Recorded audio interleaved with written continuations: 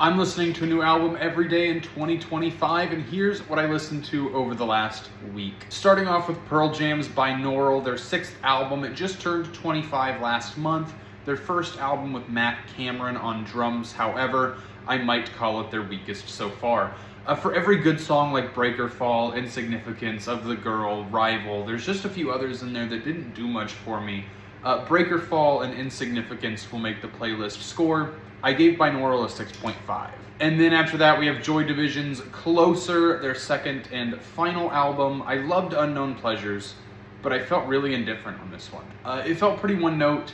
Not a lot of it hit for me. Colony and A Means to an End will make the playlist, but score, it does get a 6. It Takes a Nation of Millions to Hold Us Back by Public Enemy. I'm just going to call it Nation of Millions from here on out.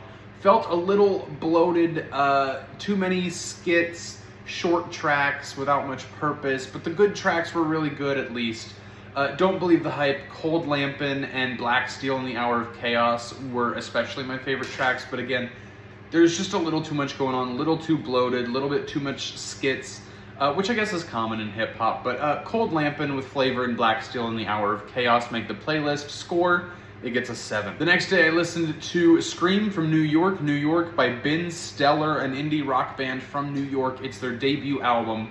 They remind me a lot of 2000s alt-rock bands with some post-punk influence. They're pretty unknown right now, kind of on the smaller side. A couple 100,000 monthly listeners, but I think the future is really bright for them. Passing Judgment and Can't Look Away will make the playlist score. It's going to get a 7.5. Wednesday, I listened to Escape by Journey, the first Journey album I've heard in full, actually. I've had a copy of their greatest hits on CD for probably, 5 years at least now.